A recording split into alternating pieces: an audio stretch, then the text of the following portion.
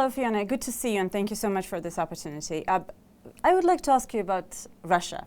Actually, you have visited last time Russia, if I'm not wrong, in spring 2019, and it was shortly before you left administration, first administration of Donald Trump. And it would be hard to say, right? How many people support Vladimir Putin? Is he a really, I don't know, народный президент, the president of the people? Would you suggest that this is the guy that people want, actually?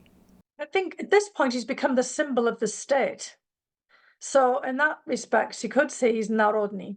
You know, if you think about the idea of when people think of Russia, they think of Vladimir Putin outside and inside now, because he's been in power for so long. And that's the tricky thing in thinking about Russia, because you have this vertical of power that he established, especially, you know, after 2004 and the dreadful events in Beslan in the North Caucasus, the famous and infamous terrible school siege. You know, after that, you started to see a change in the way that Russia was functioning. And in that period onwards, despite the fact he stepped away to be prime minister for a while, I mean, he still dominated all of Russian politics. So I think it's very hard for people to think of Russia without Vladimir Putin. And so when you can't think of alternatives, when your imagination can't think of something else, you inevitably revert towards him.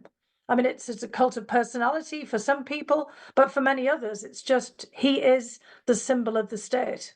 You know him personally, you've talked to him. What kind of person is he? I think over time people, you know, evolve in the positions they're in, right? I mean, if you think about what Putin was in his youth, as he's gone through all of his various different career changes from the KGB, you know, from when he was abroad in Dresden, or, you know, the early period of his career when he was in St. Petersburg as deputy mayor.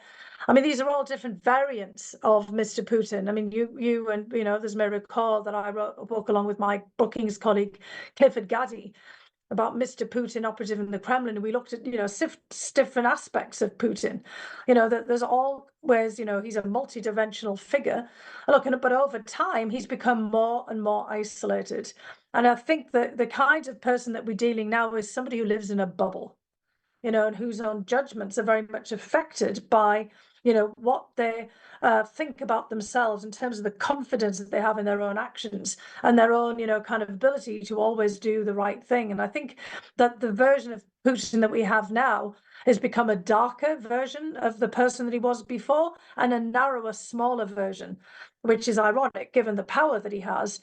But because, you know, he has become so much confined within himself in a very small, probably shrinking circle of people around him. And that, you know, kind of is always very dangerous, because, you know, an earlier version of Putin might have been more pragmatic, might have had more information, might have been more conscious of, you know, larger dynamics. And what I'm saying about Putin, we could say absolutely 100% about Donald Trump at the moment. And we're seeing, you know, the horrible outcome of somebody living in a very narrow circle and living within their own bubble and their own imagination and their own ideas of themselves and what's happening in Iran. And we've already seen that, you know, with Putin's decision to invade Ukraine. Perhaps President Xi of China is going off in the same direction now, as he kind of reduces down the Communist Party and puts himself into power for a longer time. Being in power for so long has corrosive effects, and even the strongest minded person is going to be impacted by that. And what do you think Vladimir Putin's strategy is? You know, it's quite interesting to see how strangely he reacts to these generous offers coming from Donald Trump, starting from January last year, when he became a president of the United States. He was offering and offering and offering very different world to Vladimir Putin, and he declines, obviously. Does he have a strategy anyway? I mean, in terms of Ukraine, of course, and broadly, in terms of the relations with Donald Trump and the US. Why is he rejecting these offers from Trump? Because they're not sufficient. I mean, Trump is offering, you know, Putin a closer relationship with him. And I don't think Putin's super interested in that, to be honest. And I think he's also learned over a long period of time that American presidents are never as powerful as they appear. And Trump may seem to be very powerful as he erodes all the checks and balances and does all of these things without, you know, any heed to anyone else. But ultimately, and we can see he's powerless in many respects to be able to shape events or dictate events going in the direction that he always wants. And so I think for Putin, I mean, when it's very clear that he wants to get as much of a grip on Ukraine and, you know, kind of on the power and the influence and the ability to dominate, politics, not just in Ukraine, but more broadly. He wants to be a factor that everyone has to consider in Europe and certainly, you know, in other regional and global affairs. He says this all the time. And I don't think he thinks that any one person can give him that. And in fact, I mean, he is, and again, you know, he's always been this, somebody who bides his time. And he's willing to pay a very high cost. I mean, obviously, it's not a personal cost, but it's certainly a cost when it comes to Russia and Russians. I mean, how many casualties, you know, we had now, Russian casualties in the war against Ukraine? You know, with some of the estimates of 1.2 million, that's not everybody who's killed, but certainly people have been grievously wounded. It's all of the knock-on effects, you know, to their families. I mean, Putin is pretty confident that he can be more ruthless and, you know, he has more time at his disposal than anyone else. So he's kind of waiting to see what else comes his way, not just what Donald Trump can offer him, because he's very skeptical, and with very good reason, that Trump will be able to give him everything that he wants. And look, I think peace would be dangerous for Putin as well. He's been a wartime president in many respects since he first came into office, you know, back in 2000 or 1999, when he was the acting president, because of the war in Chechnya, which at that point was the largest war that Russia had been involved in since World War II. And, you know, now we have the largest land war in Europe since World War II that, you know, Russia has perpetrated. And, you know, for Putin, you know, peace would bring a lot more dilemmas than actually war does. You know, I doubt greatly that, you know, he would feel right now that he would be able to stop, because there's a certain dynamic that keeps him at the pinnacle, at the apex of that vertical of power. Because of him being a wartime president, he becomes more the symbol of the state, but seemingly then the person who is the only source of the state's survival, that he is the guarantor now of Russia and of a Russia in wartime. I mean, look, you see this in every setting, honestly. I mean, Zelensky is the same in Ukraine. Ukrainians are not likely to want to shift Zelensky from his position right now in the middle of a war. And, you know, very similar with Putin. He doesn't get to be held accountable for all kinds of things that gone wrong in the war, even if he's now accountable, you know, for that conduct of the war. It's a big shift that he would have to undertake. So you don't predict any kind of deal coming soon? I think there could be all kinds of deals, but, you know, is it a deal that gives us, you know, the resolution of the conflict of the war in Ukraine in perpetuity, or something that, you know, might hold? I think that's more unlikely, but I can imagine all kinds of deals. In fact, I'm pretty convinced that right now all kinds of deals have already been made between Putin and people around him and people around Trump. Of course, they're not the deals that Trump necessarily wants. I mean, Trump wanted a ceasefire. Trump wanted, this was before, of course, Iran, wanted, you know, Putin to, you know, basically enable him to call himself a peacemaker. That's probably, you know, not the deal that is on the table from Putin. But certainly all kinds of people have the potential to make money. I mean, look, now we see that as a result of what's happened in the war in Iran, there's a loosening of some of the restrictions on the sales of Russian oil. Somebody's definitely making money out of all that, not just the Russian state. And, you know, we've seen now, I mean, of course, this is somewhat difficult, I think, for Putin, because so much of Russian economic and financial and diplomatic activity had switched to the Gulf. When the Gulf's being hammered, you know, by Iran, that makes it, you know, kind of a little bit more difficult. But that was the place where all the deals were being made. And I think most of them seem to benefit, you know, people in and around the Kremlin, just like in and around the White House, rather than Russia or the United States writ large. And that's why Kirill Dmitriev, the deal guy, doing business guy, is becoming the first face, right, of the Ministry of Foreign Affairs, of Vladimir Putin's Kremlin, not Sergei Lavrov, the Minister of Foreign Affairs. A guy, I mean, yeah. It's the same in the United States. It's not as if Marco Rubio is the key point person for Russia. It's Steve Witkoff and now Jared Kushner, and they're also, you know, being sent out with Iran. And prior to that, Jared Kushner was, of course, instrumental in putting together the Abraham Accords between Israel and some of the Gulf states. And Kirill Dmitriev was involved in some of the discussions about that.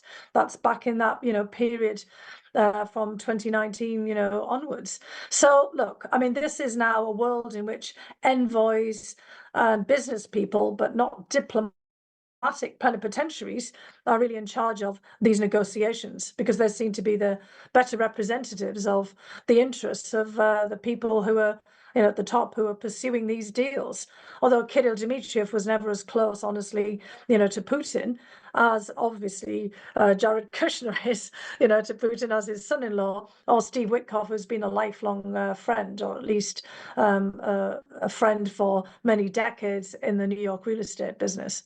So you've been working on Russia for so many years, Fiona, and I imagine you still have some contacts inside Russia, in Moscow. How would you explain the silence of elite?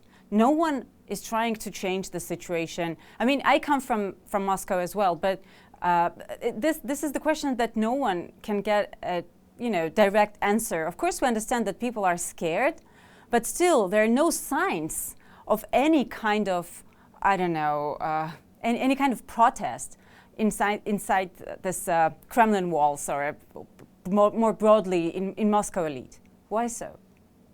I think a lot of people, they just opt out. And look, I'm seeing the same pattern here in the United States. And a lot of people are looking at the US and thinking, how did this happen so quickly?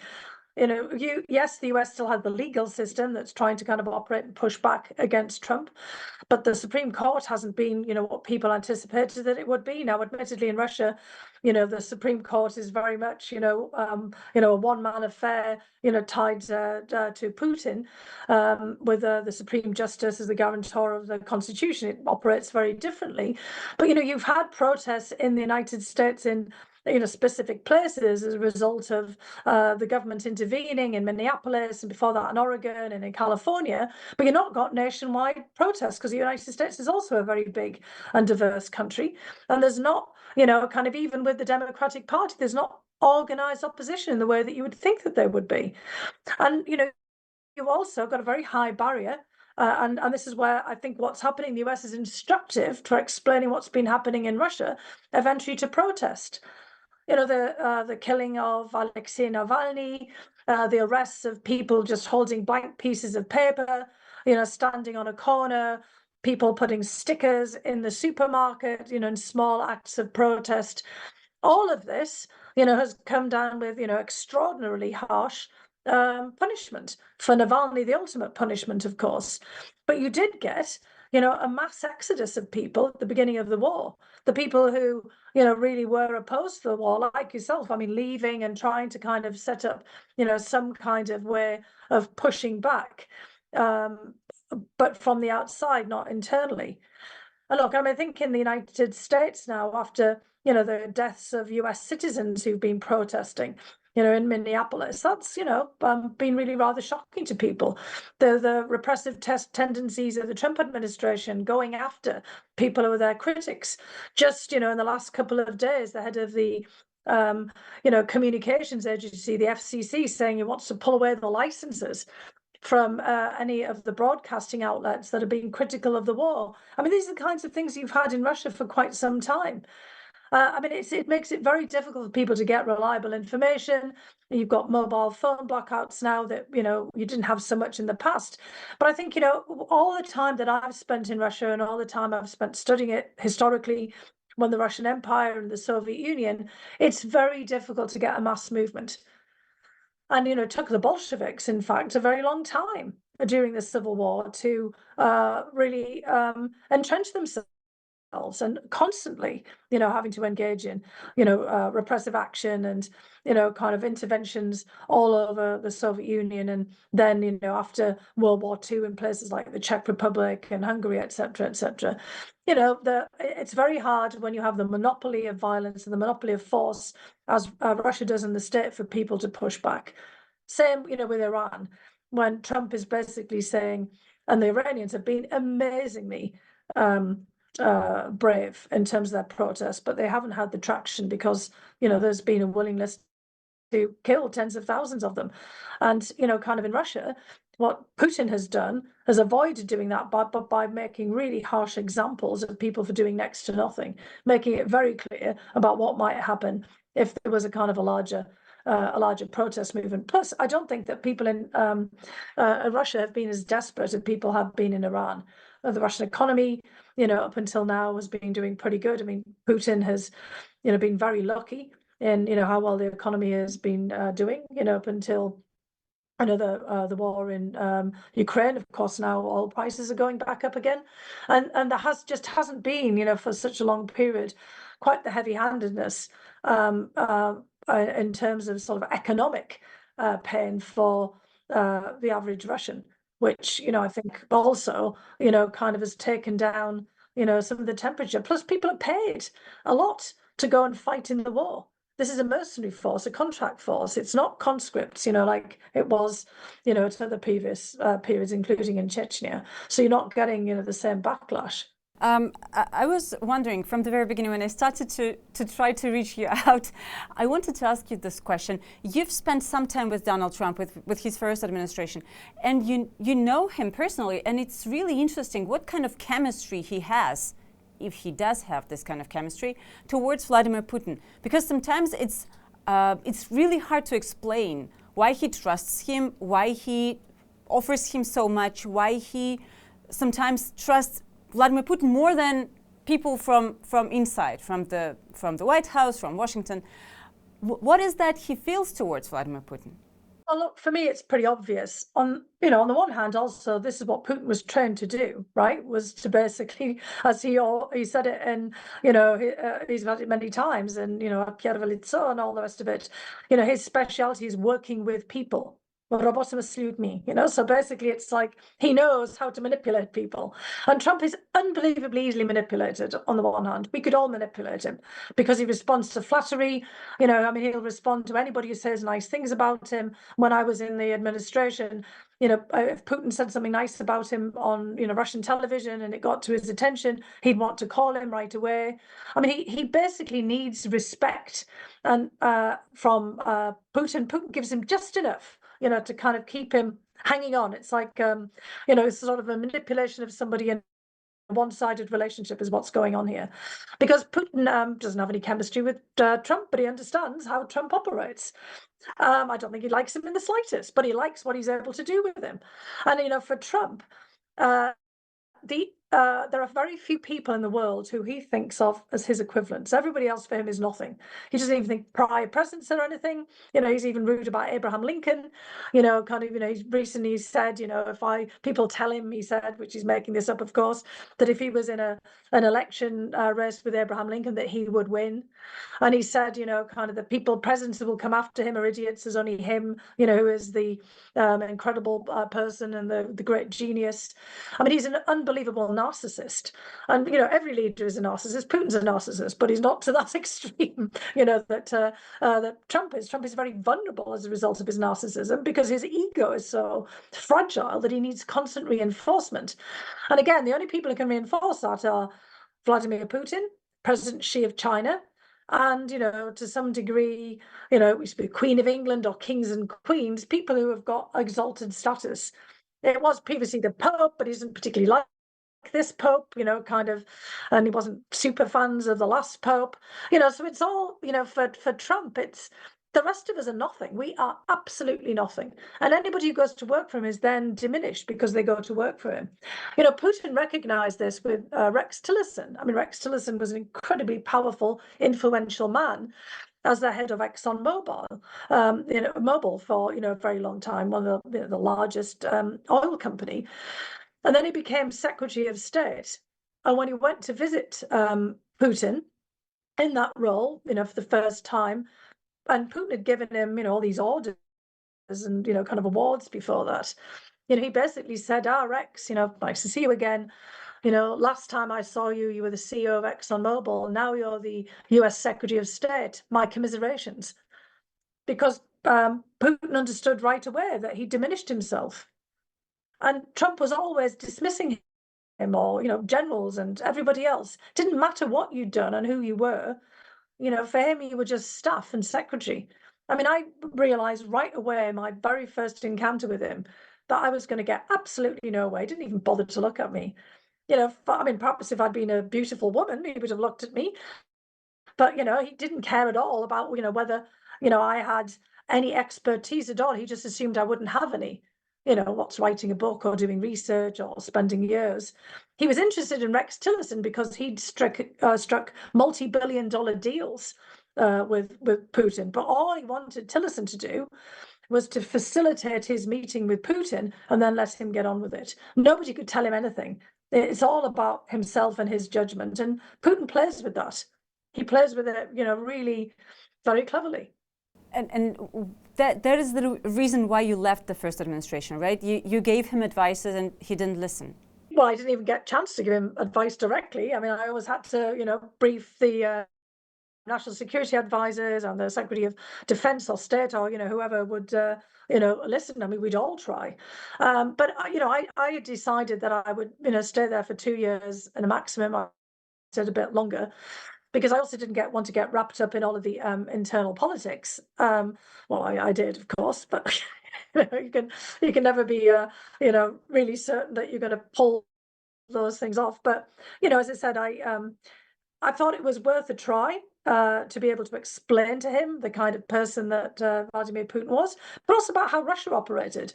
But Trump's ultimately not interested in countries. This is, again, why he's making a big mess in Iran. He's only interested in the guy on top. So like in Venezuela, he doesn't care about Venezuela. He just cared about swapping the guy out, putting his own guy in, or his own girl in this case, with the new president of Venezuela being a woman who he talks about all the time, and just make a deal with them. And interestingly, Putin thinks a lot like that too. He doesn't necessarily think about larger societal dynamics, although he does about Russia, obviously. He pays attention to that. But he also thinks, just like he did in the case of Ukraine, that, you go in, you take out the guy you don't like and put in the guy you do like, and suddenly, miraculously, everything goes to plan. Well, you know what? The whole load of us, we have 8 billion people on the planet, and we all have our own agency. And surprisingly, we can also get together and do things. I mean, he didn't expect Ukrainians to fight back. And Trump isn't expecting, the Iranian regime to fight back, because he thinks it's like, how he thinks it would be. If he disappeared, he thinks, the United States would collapse. Yeah, and he didn't expect that he would need his NATO allies, right? And he's having a big fight with Europeans right now, asking them for help in the Middle East, and they are rejecting, actually. So he is already saying and predicting some problems to the alliance. Is NATO finished right now? Do you think that it's done? This alliance is dying right now. I mean, the United States' role in it, is getting radically minimized, as it already was. I mean, the question will be about the nuclear umbrella. But, I think, Trump only realizes that he needs people in the 12th or the 13th hour in this case. He was always dismissing everything about NATO. We kept trying to tell him that actually NATO did bring a lot of assets. It still is. The European members of NATO, a collective defense and, mutual defense group. It's the voluntary contributions of, individual militaries. And Trump has already given them, perhaps Europeans and Canadians, more of a spur, to build up their own defensive capacity than even Vladimir Putin has. Barack Obama tried to do this back, 12 years ago in 2014. In a summit that the NATO leaders all had in Wales, and there was agreement that Europeans should spend more, because frankly they should, on their defence. But this is what's really kind of provided the impetus. And as Trump has ignored Europeans, and frankly so has Putin, in the resolution of Ukraine, and hasn't consulted them at all in the case of Iran, even though Turkey, which is a NATO member, has a direct border with Iran, and Cyprus, where the UK still has a sovereign base, is, within easy shooting distance, kind of Iran. And many countries like Germany and others have Iranian diasporas. They should have been consulted. And they all have interests in the Gulf. I mean, there are hundreds of thousands, maybe millions in total, of citizens from other countries in the Gulf. I mean, definitely millions from other countries, from South Asia, places like Pakistan, Nepal, Bangladesh, Sri Lanka, not to mention British, French, Germans, and many others. And he didn't bother to, tell them at all. And that has been a hallmark of the United States for decades. And it was something that I always felt very uncomfortable about when I was in government. It's, kind of, don't really consult people, just tell them about what you've decided and, maybe warn them at the last minute that something is about to happen. Russia obviously does the same with its own, purported allies. So when you're kind of a great power or, this kind of level, you think of yourself as a strong man, you don't think you need to consult. And then you suddenly find out that, oops, you actually do need other people. And I think in terms of NATO, you're going to find that the Europeans, European members and the Canadians are going to, start to build up their own pillar. They will use, kind of the institutional mechanisms that have already put together. They will, kind of reorganize it, I believe. I mean, I think that that's what's going to happen. There will be still some European and North Atlantic security arrangement. It just won't be in the current form, that we've been thinking about it. And the US will have a much diminished role. I mean, at the end of this, the United States will find its allies all cooperating with each other and with others, but not with the United States, which is what Russia's always had. The more you throw your weight around, the less people are really that willing, unless they're forced to deal with you. And if the United States and Europe have these problems, issues between each other, it benefits Russia, obviously. What do you think Vladimir Putin can get from this situation, including Iran, if Donald Trump fails in Iran? If nothing happens, if the regime doesn't change, what happens to Putin? I mean, how stronger he becomes? Well, look, it's debatable, right? I mean, in the short to medium term, it looks like there'll be more revenue for the state. So that gives you, kind of more of an ability to buy weaponry, keep paying contracts, try to mobilize people. But if there is a global recession, that's going to affect Russia. If all kinds of supply chains are broken, Russia relies on components from outside. Russia's relying on revenues, that are kind of being generated in the Gulf. The Russian Sovereign Wealth Fund operates out there. Lots of Russian business people are there and living in other places. You have that whole concept of offshoring. And if the locations in which you're operating are unsafe, or the economies there are doing a downturn, that will inevitably affect Russia. Russia got affected by the financial crisis and the drop in the US housing market. It didn't think that it would. It got affected by COVID. So it's not. We don't operate in a vacuum. I mean, the other thing is, what about massive instability? What if Iran becomes essentially a failed state? We've already had Iranians going into Armenia. What about more trouble with Azerbaijan? Russia relied on Iran for all kinds of support, not just for Shahed drones, but also to help take the edge off potential violence and the long-running insurgency in the North Caucasus. So all of that, could be, something of a problem. What if Ramzan Kadyrov dies, right now in Chechnya, and you get all kinds of trouble in the North Caucasus? Now, admittedly, there are not many Shia Muslims there, but, but again, as I said, Iran was a stabilizing factor for Russia. And the more that you have the Middle East on fire, and the more that affects all of the kind of Russian interests in the region, the more problematic it is. And as I said, I mean, Turkey could get destabilized by this, and Russia's been relying on Turkey and, Armenia and all kinds of other countries' supply routes, and from Iran as well. So look, I just say at this moment, we don't really know how this is all going to play out. In the short to medium term, we could foresee that this is beneficial. Over the longer term, it could be rather damaging because, the Russian economy, is already squeezed because of the war, and more revenue, is one thing, but it doesn't bring you more people, and it won't really kind of affect things. You'll just have to pay more for all kinds of things that go up in price, from, goods that you're bringing in, from other places, including components for the war. Again, I think it'll be a bit of a mixed bag. But, if I were Putin, I'd be watching it just very carefully. And he does have some things that play to his advantage. He's got some really good technocrats around him. People like Elvira Nabiullina at the central bank, and others, who've actually been pretty smart in the way they've handled things. So, I think we'll just have to see. Yeah, but what Putin is doing also, of course, he is watching carefully. Also, he is offering Donald Trump his help as a mediator between the United States and Iran. And Putin, as we know, has good relations with the Iranian government. There was also... He did. He did. Well, but a lot of people have been killed, so I don't know. I mean, does he still know all the people who were there? But there is still Khamenei's son. I suppose that they have normal relations. I don't know. Of course, no one knows. But is there a possibility that Donald Trump can actually take this help from Putin, in spite of the fact that he said, Putin, you just, you stop your own war and then we can talk. But anyways, in this situation, when Donald Trump is actually stuck, already he's having issues with Hormuz Stripe, right? You say it in English. Yeah. So, considering all the troubles that the president of US already has, can he use Vladimir Putin's help? And then Putin becomes the, even this is something that I can imagine he's trying to do. I'm not predicting it. I just can imagine that he is offering his help in this case. There's a couple of things here. First of all, in the first Trump administration, Russia did actually offer, to some degree to help, kind of think about Iran, but it actually became very clear that there was very limited influence. And I would imagine it's going to be even less now because the Iranian regime are fighting for their survival, absolutely fighting for their survival. And of course, that's what Putin is most concerned about, is his own survival. And, Trump, same. The other thing is, it's not just America's war, is it? It's also Israel's.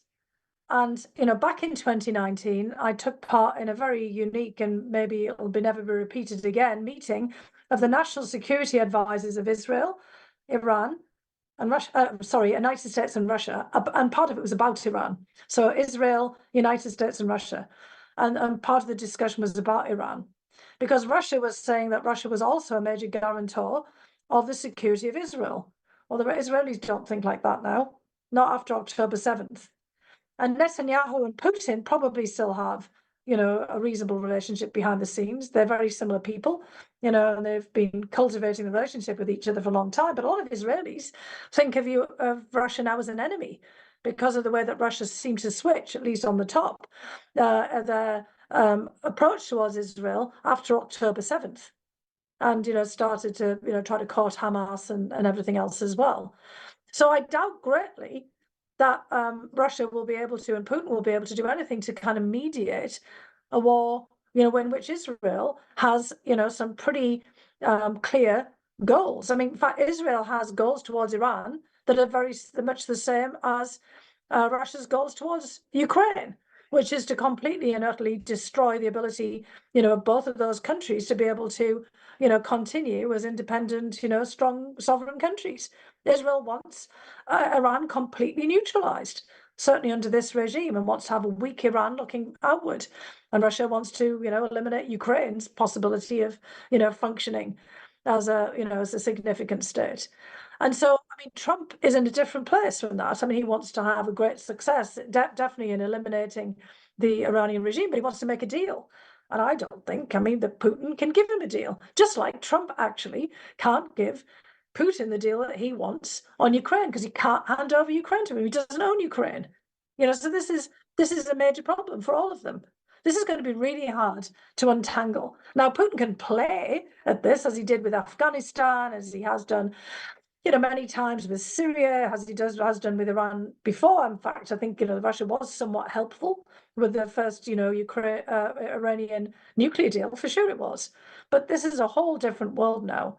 And I don't think Putin holds the cards. The Gulf states are probably in a better position. But yes, we can be sure that Putin will try to insert himself in there because he has to, because he doesn't want anything to happen that could undercut his own interests and, as he sees Russia's interests. Do you think that the comparisons between Ukraine and Iran in this situation is justified, considering that, of course, we understand everything about the international law, but still, Iran is a state which was a huge danger to Israel, and the national policy was kill America, kill Israel, Israelis and Israel. So it's a bit different thing. So Trump is trying to justify his war in Iran, that this is a real threat. This is not a democracy. It's fanatics regime, so on and so forth. In Ukraine, it was totally different. It was democracy, and it is a democracy. And it was not a threat to Russia. So it's kind of not the same wars. But I mean, the excuses are the same. And, some of the goals are the same. But absolutely, I mean, you can't make that comparison. Ukraine was not a threat to Russia. But, I mean, Putin wanted everyone to believe it was. And there's still plenty of people here in the United States who say, well, it was because of NATO and it was because Ukraine was a threat. And, even if Ukraine wasn't in NATO, NATO was in Ukraine. And therefore, that was a threat to Russia. But it actually wasn't, because there was no intent whatsoever to use Ukraine as a launching pad to invade Russia. That's just absolute bullshit. But, in the case of Iran, as you rightly say, yeah, there were, all kinds of things going on all the time. There was the ballistic missiles getting developed. There was a nuclear program. And, Iran was obviously using terrorism and its support of Hezbollah, Hamas, you name it, and the Houthis, all to kind of undermine interests. And we know about attacks, terrorist attacks on the US, etc., etc. But what is interesting is, still the question is, why now and why justify the war right now? 47 years of a really terrible festering conflict and confrontation. But of course, we're pretty sure that one of the major reasons was because the Israelis knew that they could decapitate, take out the senior leadership, because they were all gathering at a particular place in that time. And just like when Trump wanted to take out Soleimani, the head of the Quds Force, and he had an opportunity to do so, they didn't want to miss that window. And look, Putin, it was the same thing, wasn't it, with Ukraine? He wanted to make sure that Ukraine just didn't consolidate itself any further as being, kind of an independent player, and, wanted to cut off its ties and growing ties with, NATO and the EU, and, just kind of, going its own way. And he felt like he wanted to act there and then because he thought he had an opportunity, which he actually didn't, but, kind of that's what he thought. So, I mean, in both cases, there's this kind of feeling that taking preemptive action, for a particular purpose. Look, Japan did the same thing against the United States in 1941. Japan thought that the United States was going to attack it and are going to cut off its oil. So Japan wanted to take out the entire, US Pacific Fleet at Pearl Harbor. All countries, all historically, often do things like this. And then, they have all kinds of justifications. When you say Putin's bullshit, why actually? I mean, it's so obvious that he is lying about so many things, about the threats coming from Ukraine, about Donbass, about Russian language, about everything totally, pretty much. Why Donald Trump is believing him, or maybe he's not, but then could you explain to me, if you understand, what is going on with this lies and bullshitting in terms of Donald Trump and his administration? Do they trust Vladimir Putin when he says these things? Because I remember Steve Witkoff coming from Moscow and talking to Tucker Carlson, repeating word by word Russian propaganda. And I mean, was he convinced, honestly? Yeah. I mean, he also doesn't know much, or he knows more now than he did before about, Russia and the history of interactions. But look, I think, again, these guys see everybody as peers. And they don't believe, because of who they are, that anybody would lie to them. I mean, they're fine to bullshit the rest of us and lie to all of us because we're nothing, but around the big guys, there's kind of an honor among, the thieves or the mafia heads. They kind of believe that they tell each other the truth. Now, why would Vladimir Putin, I mean, sometimes he does tell the truth. I mean, I think we can see when he does. But I mean, his whole job is to lie to people. I mean, it's not a character flaw. It's part of the job that he had, for years in the KGB. And Trump, because he lies so much of the time, I think, sometimes he himself can't even distinguish, what's fact from his own fictions. I mean, it's kind of like he also kind of believes everybody lies, but he just believes that, when you're on with your counterpart, that they're telling you the truth. I think it's as simple as that. Just final thing. Fiona, do you see the end of the Putin's regime? Can you, is it possible? Is it even possible in the foreseeable future? People die all the time unexpectedly. And this is the only way, right? I mean, his death. Well, I mean, look, there could also be, no, I don't think necessarily, but I think there could be a huge shock to the system. Something really terrible could happen, right? Or just, kind of the whole larger, circumstances, prevail against him. We saw, pretty for him, very disturbing set of events with Yevgeny Prigozhin. I mean, things looked, pretty precarious there. Something could happen. I never rule out a major shock to the system. I mean, Trump was doing, amazingly well until he decided to launch an attack on Iran. Maybe he'll get out of it somehow. Putin, I think, always believes that he will get out of things. But, sometimes, it's like gambler's luck. You run out of it. And there are big shocks to the system. Admittedly, this shock with Iran, seemed to be more detrimental to Ukraine. But we don't know that, right? All kinds of different things, could actually, happen here. But, in terms of, eventually he will go, yes. And I mean, I know the speculation is just somebody, like him from the security services, his bodyguards, the people, around him. There's all kinds of names that people throw out, might be kind of selected as a successor. I mean, he won't want to have that already. But you could also have a technocratic government. I mean, when Stalin died, you had the secret speech, people were kind of denouncing, what had happened. You've got a coalition government, and then, of course, Khrushchev emerged from it. All kinds of things can happen. And so, I mean, I don't rule anything out. I just think we have to walk very carefully. And that gets back to where you started, because the dynamic in Russia is complex as well. It's a huge country. And Putin and everybody else around him have no idea sometimes what's even happening outside the Kremlin walls, or wherever it is they are, because we know he's not always in the Kremlin. But anyway, but from, their own bubble and their own circles. And you just don't know what the dynamics are going to be. Thank you so much, Fiona. I really appreciate this opportunity, and I hope to see you again. Well, thank you so much.